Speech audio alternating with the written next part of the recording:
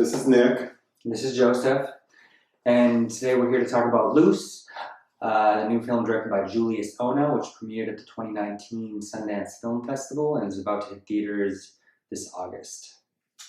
So Luce is about an upper middle class white family in Virginia who adopt an African child soldier. Basically. So the title character is played by Kelvin Harrison Jr. His character is adopted at the age of like 10, perhaps. Somewhere in there. Details are a little sketchy. Yeah, a little sketchy, but he did spend some time as a child soldier. He had a traumatic upbringing. He's adopted, brought to the U.S., and is essentially rehabilitated. So when we meet him, it's during his senior year of high school. He goes to what seems like a pretty fancy prep school. Mm-hmm. He will be the valedictorian. He's like the perfect student. One of his classmates likens him to Obama, mm-hmm. which I think is accurate. You said he's painted in such a way that I think reminds me of like Sidney Poitier and Guess Who's Coming to Dinner. Sure. Yeah, he's an exemplary student. But his kind of golden record's about to be shattered potentially by his history teacher, played by Octavia Spencer, who kind of sees below the facade that everybody else sees. There are so many things to talk about in this film that we just don't have the time. But it's a pretty unsettling movie, and it pushed a lot of buttons, and we likened it to a horror film. Especially The Bad Seed. I kept thinking of the old 1950s film starring Patty McCormack. So I really, really like this film. I think it's a great conversation piece. The topics just run the gamut. The idea of this like upper middle class white family adopting like a black African child soldier and really believing they can rehabilitate him. And rename him. They rename him a name that means light in a language I'm not clear on. Because Luce in Spanish is not spelled L-U-C-E, so I'm assuming it's maybe Italian or French. Mm-hmm. Either way, just the notion of that and, people's beliefs of, whether or not that's appropriate. His teacher, played by Octavia Spencer, who kind of picks and chooses who she... Yeah, there's a lot of... there's a lot going on in this movie, but like who she chooses, she holds, as Naomi Watts' character says, different students at different standards. So Luce's world unravels when his teacher Octavia, she gives them an assignment where they're supposed to write a paper in the voice of like a notable historical figure, and he chooses like a warlord. He chooses Franz Fanon, who's West French Indian.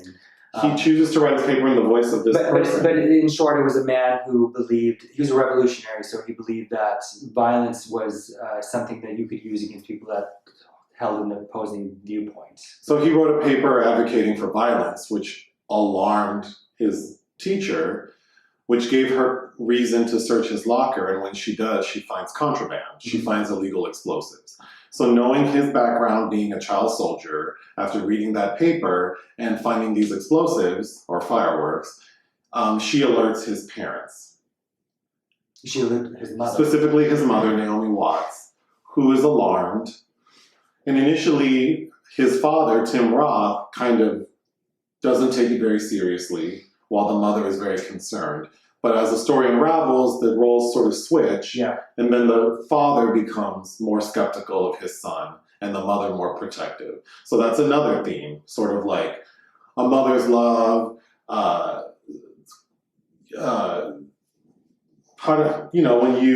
loyalty. Yeah. So her being loyal to her child, protecting her child at all costs, which she says is her main objective. It's just a very complicated, very well done story. I will admit, during the first 30 minutes, I was sitting in the theater, or in the screening room, thinking, this feels like an after-school special. But to be young, gifted, and black. But upon completion, it is very complex. I think the writer and the director did a really good job of painting Luce as like, I mean, he's just such a rich character. Because in one aspect, he seems like a sociopath, which I think lends to the idea that I feel like this could be labeled a horror film. But the reality is we really don't see him do anything. Everything's implied. The audience is made to believe the things that society would believe of him. It's the insinuations of other characters that feed our perspective of him. It's so well done. It really is elegant because I did leave the theater feeling guilty, assuming that this main character was wrong, when in reality, there is no evidence he did anything wrong. It's all implied. In fact, he makes very good arguments. He's very manipulative. Oh, yeah. And he's very good at defending himself orally. So he makes very good arguments as to how he's not responsible for any of the things he's being accused of.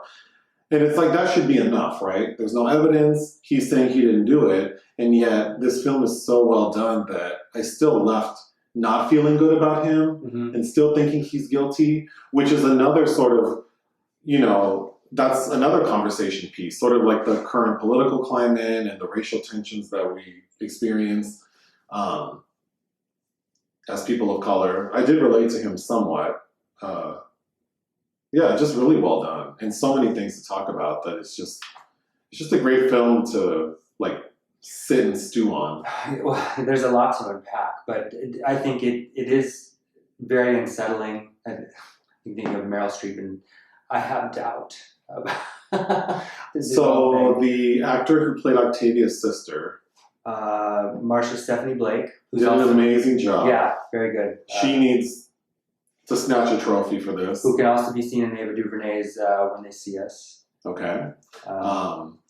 Luce, Kelvin did an amazing job.